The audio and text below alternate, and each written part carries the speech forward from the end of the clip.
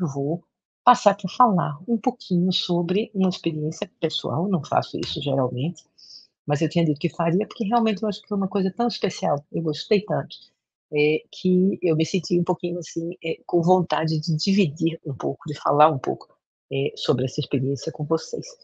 Foram os dias de carnaval, que eu dei uma fugida no carnaval e fui para um lugar, um pouquinho distante, mas muito menos distante do que algumas pessoas imaginavam, para fazer uma imersão num momento muito especial. Deixa eu só tentar abrir aqui, essa outra tela, tá travando um pouquinho.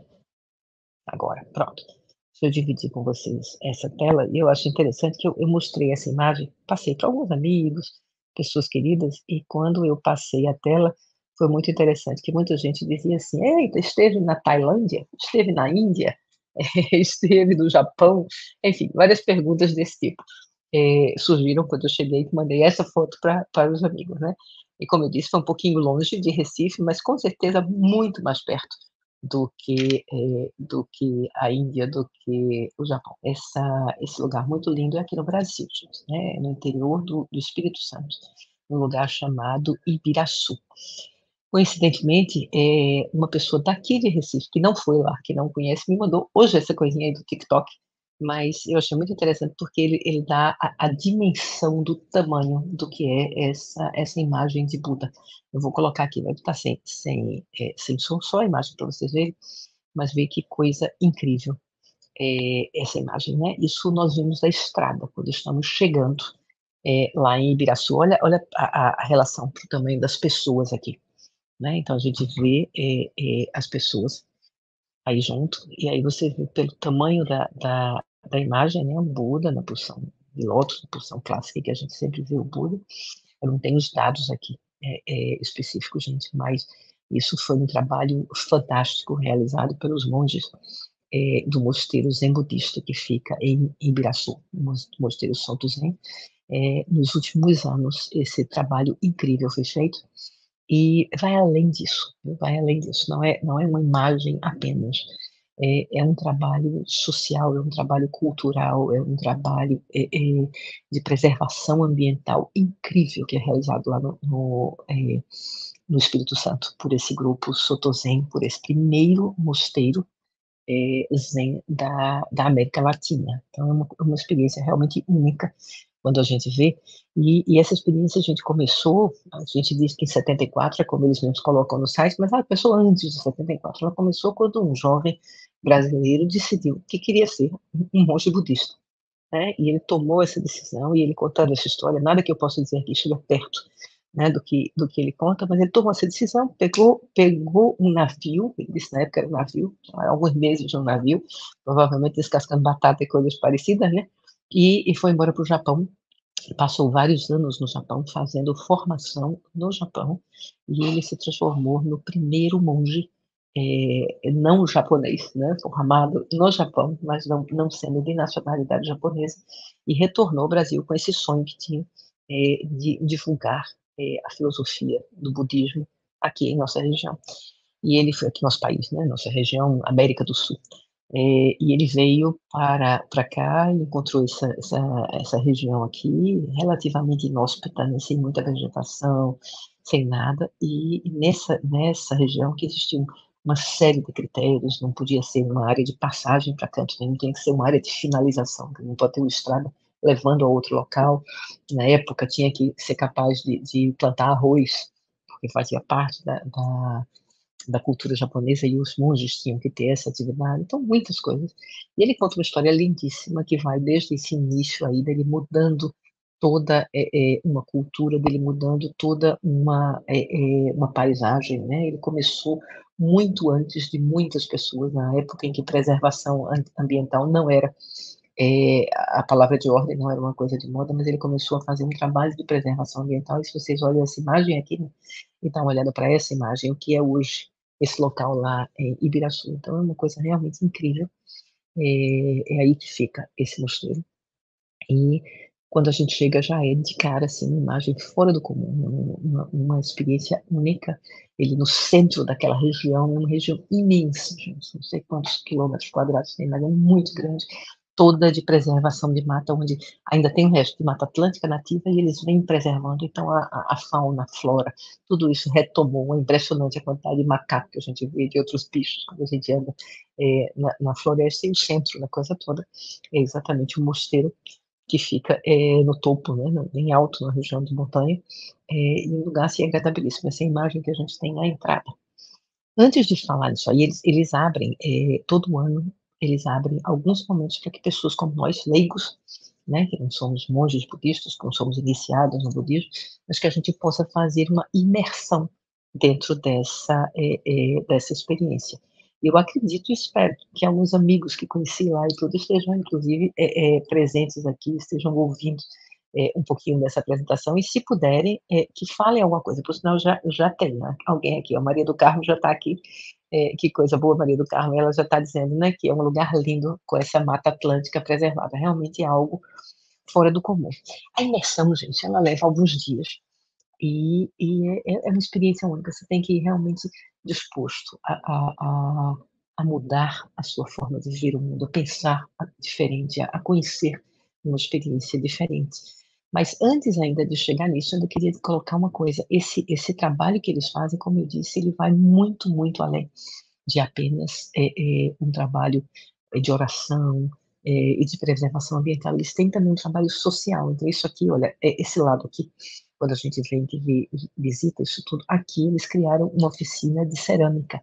Então, eles pegaram aquelas pessoas da região, homens, mulheres, principalmente mulheres, tem muito mais aí, e ensinaram essas mulheres a fazer cerâmica, que elas vendem para ter uma renda também, para ajudá-las, né? Então, pessoas que viviam única e exclusivamente de lavoura e tudo, hoje tem outras ações. No momento, eles estão começando um trabalho agora com bambu, que eu acho que vai ser maravilhoso, né? Aqui, alguns países, eles falaram muito, né, que a Colômbia faz quase tudo em bambu, e aqui não se tem muito essa cultura.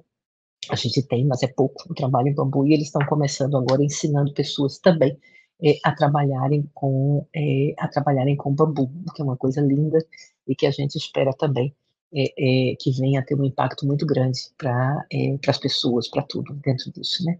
Então, assim, é uma experiência incrível, como eu disse, e uma coisa que eu queria colocar também é que, principalmente para quem vai de fora, gente, a gente, no meu caso, por exemplo, né, sai de Recife para lá, e aí às vezes a gente tem a dificuldade do dia da chegada, porque se você for para o mosteiro para fazer especificamente essa imersão, tem horário de chegada, tem horário de saída, né, tem uma certa flexibilidade, mas de uma maneira geral, é claro, eles procuram que aquilo seja feito, eles dizem muito, né, não é uma pousada, você não está indo para uma pousada, você não está indo para um spa, você está indo para uma imersão na vida monástica, no mosteiro zen, tudo, que às vezes o horário de voo é ruim em tudo, e às vezes até a gente tem vontade de conhecer, mas não tem o tempo ou a própria disposição, não é um momento de vida em que a gente queira inserir nessa vida e fazer realmente uma imersão por alguns dias. E aí, através de uma pessoa fantástica que trabalha, que faz o Uber do mosteiro, né, que é o Diego, eu tive a dica de uma pousada que já fica na subida, e é alguma coisa fantástica também. Eu espero que os donos estejam aqui, eu tomei a liberdade de pegar isso aí da internet, né, do site deles, mas eu consegui chegar um pouquinho antes, e eu acho que você passar uns dias nessa pousada já é o começo, né, você já começa a ficar zen, porque é um lugar lindo, maravilhoso, gente. Ele fica na subida para o mosteiro, muito, muito próximo, menos de 1 quilômetro de distância do mosteiro, né? Não existisse tanta subida e a gente não viesse puxando mala, dava para ir a pé. Mas tem um lago lindíssimo lá, o pessoal tem uma parte de pesca e pague, tem um restaurante do outro lado, tem uma parte de coisa para criança, tem um restaurantezinho lindo, aquela coisa muito, muito casa, né, muito família. A Maria José, que é uma das donas, né, da responsável, foi dos pais dela, isso aí, os pais se chamavam João e Maria, daí o nome da pousada, né, o irmão dela que se chama Sérgio, eu fui super bem recebida pela família, então é um lugar muito, muito, muito bonito, que eu acho que vale a pena, gente, né, eles têm a parte de cacau, um cultivo de cacau, então tem uma caminhada aqui por baixo, é lindíssimo, você vê esse cultivo de cacau, a parte do lago também é muito linda, o café da manhã é a coisa mais maravilhosa, eu já tinha comido, mas não comia muito, a pitaia tiradinha na hora, né? Eu vou, inclusive, começar a plantar pitaias. Vocês sabem que eu tenho meu cantinho aqui, eu vou começar a plantar, mas essas pitaias eram totalmente irresistíveis. Então, para quem quiser fazer essa imersão no mosteiro, quiser chegar antes ou depois que sair da imersão, passar uns dias, né? Tem um caminho da sabedoria, tem outras coisas lindas para se fazer no interior do Espírito Santo, ou para quem quiser ir passar umas férias, e talvez, escolher ir visitar o mosteiro. Eu queria comentar dessa pousada que realmente foi um lugar muito bom.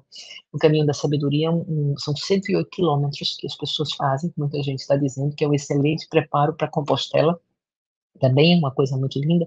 Isso aí foi o caminho que o monge, né, o monge principal, o abade, o Daiso, ele fez quando logo chegou, e aí naquela fase que as pessoas não entendiam o que era budismo, aqueles preconceitos todos, preconceito religioso contra o budismo, sem querer aceitar a presença dos próprios monges dentro da comunidade, muito poucos, né, poucas pessoas que são monges existem os iniciados, mas os monges mesmo são um número pequeno de pessoas, e ele saiu de casa em casa e começou a conversar com as pessoas, mostrando que é uma filosofia que não tem nada a ver com religião, você pode ser católico, pode ser evangélico, pode ser espírita e tal, e foi assim que ele foi trazendo a comunidade para entender e aceitar a filosofia budista. É uma história muito linda, realmente, vale a pena. Alguém comentou durante o retiro, que se chama Sesshin, que a vida desse monge com certeza merece um livro, um filme, eu acho que vai ser muito bonito. Vai ser feito, com certeza, algum dia, e vai ser uma história muito bonita quando for feita. Então, gente, a ideia é essa, né? Estudar o budismo é estudar a si mesmo. Estudar a si mesmo é esquecer de si mesmo. E esquecer de si mesmo é se tornar uno com todas as coisas. É uma filosofia difícil de se entender no primeiro momento, mas essa filosofia do todo, do nada, dessa mistura, né, de que você se esquece de você como indivíduo para ser parte de um todo. É uma coisa muito bonita. E é isso que o mosteiro prega, é isso que a filosofia zen budista prega, é isso que eles procuram, essa filosofia que eles procuram passar para a gente, né? Isso, essa placa, ela tem na mata, quando você vai chegando num caminho muito lindo, né? Então tem essa placa para se ver. A gente quando chega, não vou botar foto de ninguém de perto, tá? Não vamos identificar as pessoas aqui, mas esse é o local da entrada, é um local lindo que fica no centro, entre os templos, é um local de silêncio, né? Um local que a gente procura ter um respeito muito grande a tudo isso, a toda essa filosofia. O local é lindíssimo, tem locais de areia trabalhado, tem lagos com carpas muito bonitas, é tudo lindo. Assim, dá para você ver o impacto que isso tem quando você chega aí, num silêncio total, completo e absoluto, sem telefone celular, longe completamente de qualquer coisa.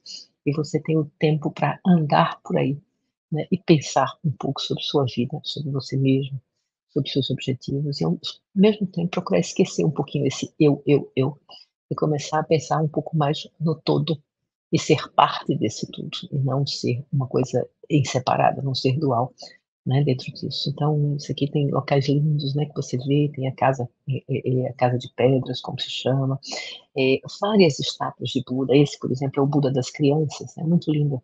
Cada um deles tem uma placa, cada um deles explica alguma coisa sobre o budismo, sobre essas várias imagens. A gente tem chance de caminhar aí em todos esses locais, embora exista uma rotina que não é tão light assim, né? Só para vocês terem uma ideia, a gente começa o dia com um sino às 4h20 da manhã, e a gente geralmente começa antes do sino, porque depois que esse sino toca de 4h20, com 10 minutos você tem que já estar pronto e sentado para iniciar a meditação. Geralmente 10 minutos não dá tempo, né? Então, em geral, eu digo que a gente começa às 4 da manhã, é a hora onde o celular aparece. Não para ser celular, mas para ser despertador. Então, a gente acorda mais ou menos às 4 horas da manhã, e a partir daí a gente começa a seguir nessa rotina de dia, que é uma rotina bem certinha, né? O objetivo também é que você tenha atividades que você tem que focar sua mente naquilo ali, para evitar que a mente divague. Uma das coisas mais belas que eu ouvi lá e que vi é quando eles falam da meditação, eles usam o termo não ação. O que ele diz é que o momento da meditação é um momento onde você procura não fazer nenhuma ação, é para você centrar em você mesmo. E até a dor das pernas, né, que acontece acho que com todos nós, né, eles disseram que acontece até com eles, não sei, mas a gente tem que ficar naquela posição de lótus por muito tempo, 40 minutos, levanta, faz alguma coisa, volta mais 30 minutos, trabalha um pouco, daqui a pouco mais outro. Então realmente existe dor física muitas vezes para você conseguir ter esse controle. E até isso eles dizem que faz parte exatamente desse controle da mente. Você se ocupa na sua postura, na sua não ação, e com isso a mente não fica divagando, pensando no que a gente vai ter que pagar amanhã, ou no problema que teve dentro de casa com o filho, ou se vai ter, enfim, alguma outra coisa, porque esse momento é muito importante, né, pra gente. Então, é isso que a gente tem aí, são essas aulas, é esse momento de dizer: "Você precisa". Eu falo muito de a gente vive nas telas hoje, nos computadores e tudo, mas quando o computador engancha, a gente puf, aí faz o reboot, né, restart, aí para tudo e vai. E nós não fazemos isso com nós mesmos. A gente não faz o reboot, não faz o restart. A gente vai acumulando e acumulando e acumulando e não dá essas paradas. Então esse é um momento muito especial. Esse filminho aqui, gente, só para terminar, eu achei lindo, foi das pessoas que estava no mosteiro que fez, e ele mostra, o caminho. Isso aí é uma trilha maravilhosa, chama-se Trilha Pecoã, vai 460 metros subindo. É outra coisa boa, a gente também, você volta mais malhado, você faz ginástica, que só para mim, na minha operadora, outros telefones parece que funcionavam, mas a operadora que eu tenho só funcionava o telefone se eu subisse os 460 metros. Imagina como a gente vai e tem que malhar. E aí essa pessoa que estava no, no evento, ele filmou, eu achei que ficou muito bonito aqui, a filmagem. Deixa eu só mostrar para vocês, é daquelas correndo, tá vendo a descida já, né, vindo lá de cima. Cada uma desses portais são 108, que é o mesmo número do Japamala, né, que é o terço budista, e cada um deles representa um ponto de purificação. Então, à medida que você vai subindo, você tem esses pontos de purificação.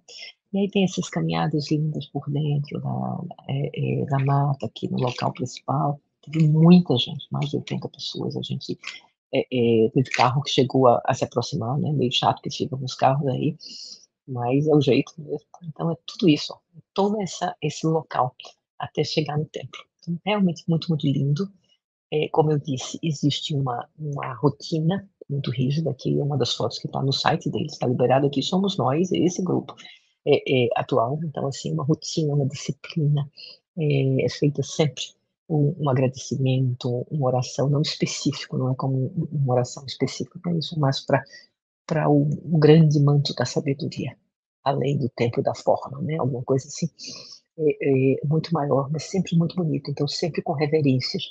E as próprias reverências, de acordo com os ensinamentos, lhe ajudam também a focar naquilo que você está fazendo. Quando você chega lá, ser dividido em grupos, tem um grupo que cuida aí da cozinha, tem outro grupo que lava os templos, tem outro grupo que cuida da limpeza do templo de oração. Então, assim, cada um vai ser alocado num determinado, uma determinada tarefa, e durante esses dias a gente tem isso tudo. Tem momentos extras como esses, por exemplo, né? Então, vários dos iniciados que fazem, às vezes, dança, yoga, às vezes até gente que está dentro do retiro tem alguma coisa e diz, eu vou ensinar alguma coisa também, então os grupos saem, então tem momentos muito, muito, muito especiais para se ir em lugares assim, para se ver, tem momentos maravilhosos de conversa, e as conversas são fantásticas. Eu queria apontar para você, esse é o novo abade. Em setembro desse ano, depois de 50 anos da vida desse mosteiro, vai existir a passagem para um novo abade. Então, o abade atual, Daisho, ele vai estar deixando em setembro, quando o mosteiro completa 50 anos, e o jovem abade aqui, o Kenjo, vai estar assumindo esse grupo, dando uma continuidade maravilhosa. Inclusive, muito bonito ouvir-o falar, você sente a continuidade de todo o trabalho, como aquilo que ele diz é próximo, como a postura dele é tão próxima. E eu tenho certeza que os próximos 50 anos também serão muito bem sucedidos aí, do grupo do mosteiro. Então, a gente tem esses momentos, a gente às vezes é brindado com alguma coisa especial, por exemplo, essa cellista, ela é holandesa, e essa moça da Holanda é filha de uma brasileira com um japonês, uma coisa incrível, né? E ela estava passando uns dias lá na casa de vídeo, lá em cima, trabalhando um pouco inspiração. Ela é cantora, compositora, tem uma voz linda, por sinal. E ela topou vir uma noite, desceu e veio aqui, estávamos todos, né? E eu estou aqui bem entusiasmada, ouvindo, e cantou músicas japonesas, cantou músicas brasileiras. Foi muito bonito, um momento muito, muito especial que tem. Esse é o abade atual, Daisho, né? Alguém de uma sabedoria única, muito, muito, muito especial, que o simples trocar de ideias com ele, de conversar, aquilo que eu te falei, a gente começa bem cedinho na meditação, alguns momentos de total silêncio, tem momentos em que os sinos entram na meditação, acho que é o momento mais lindo, o ruído dos sinos, o ruído das madeiras, então tudo isso, e tem momentos em que eles falam, às vezes está no meio de uma meditação, e a gente ouve a voz do abade, e eles falam alguma coisa sobre o budismo, sobre tudo isso, o que é essa filosofia tão bonita. Então, realmente foi uma experiência única, Eu acho que para aqueles que gostam, como eu disse, não é uma coisa de religião, é uma coisa de filosofia, mas é muito linda. E na saída, uma das pessoas que estava conosco é uma poetisa, eu acredito que ela permite, ela passou para todo mundo, a Cris, se ela liberar, depois eu coloco o contato dela, mas ela fez essa poesia muito linda aqui, ó. Deitada em paz nessa mata, sinto que a grama me abraça. Contemplo o tudo e o nada, recebo a dádiva, a graça. Tudo em volta me convida ao mergulho interior. Tudo ao redor me traz vida, silêncio transformador. Sons de sinos, mantras, gestos. Ritualizam meu dia. Aqui não cabem protestos. Entra, sai, reverencia. Tudo é templo, é respeito. Tudo aqui somos nós. Cada qual do seu jeito vive a rotina em comum. Comunidade, unidade, aprendizado diário, desapego da cidade, mergulho em outro cenário. Em silêncio, aqui em sento, o foco, a plena atenção. Olho para fora e para dentro e entro em meditação. Eu, concentrada e presente, estou aqui vim de longe, vivenciar consciente uma rotina de monge. Um profundo aprendizado em ciclos de recomeço.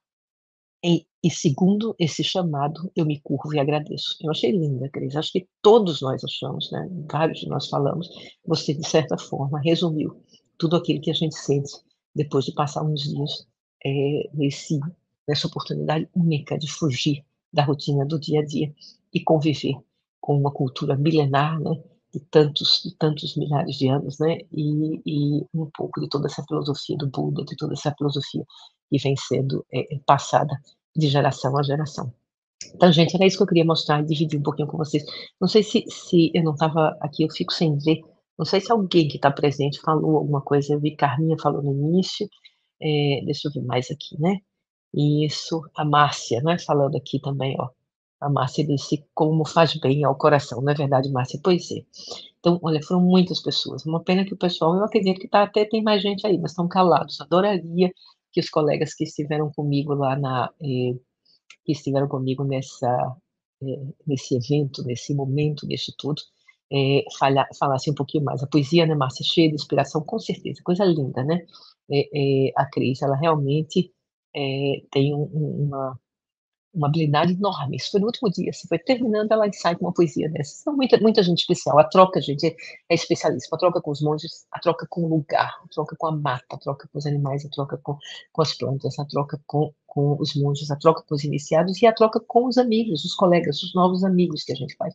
São pessoas incríveis, com vivências incríveis, vindas de lugares diferentes, com experiências diferentes. Então é tudo muito especial que a gente vive nesse local. Então eu queria deixar aqui o meu agradecimento, aos monges do mosteiro Soto Zen, de Ibiraçu, do Morro da Vargem, lá em Ibiraçu, e também, agradecer a todos. Carla Nóbrega escreveu aqui também, né, Carla? Uma filosofia que tem muita relação com o trabalho do círculo. É verdade, Carla, né? A gente procura sempre pensar no todo, pensar um pouco no outro, né? Ter o nosso trabalho, mas ter o trabalho de equipe, porque quando a gente pensa no todo, a gente fica mais uno com esse todo, né? Então a gente faz mais coisas, é verdade. É sempre, eu acho que, na verdade, eu acho que essa é uma filosofia que se a gente conseguir trazer para o nosso dia a dia, por isso que eu digo, gente, não é para ter medo, não é porque achar que a gente tem a religião X, olhar para o budismo, vai de encontro ou prejudica, não, o budismo é uma filosofia de vida que procura lhe mostrar que você é parte de um todo, né, e fazer com que você se sinta parte desse todo. Acho que essa a grande lição que eles nos passam, e nos passam também uma lição muito grande de disciplina, passam uma lição de disciplina, de que a gente possa, trabalhar junto e que a gente possa crescer junto, todos nós. Obrigada, Maria do Carmo, foi maravilhoso te conhecer. Maria do Carmo é de Recife, imagina.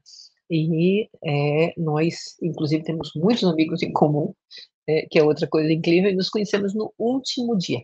Estávamos saindo, e aí, por uma conversa meio rápida sobre alguma coisa, a gente se conheceu, e eu espero que, venhamos a conversar muito mais vezes, não só lá no mosteiro, mas aqui em Recife agora, né, estabelecer e aumentar, essa amizade.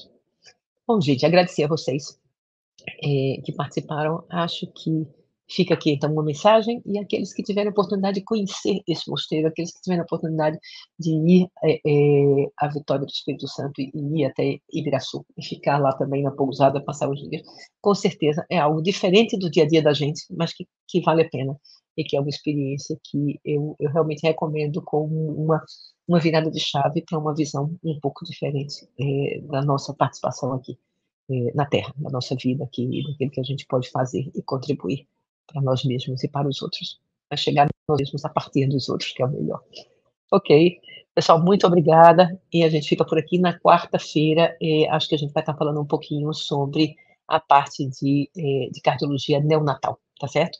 Então, na quarta a gente passa, a gente vai estar por aqui. Tchau, tchau, pessoal, obrigada por tudo. Bye, bye.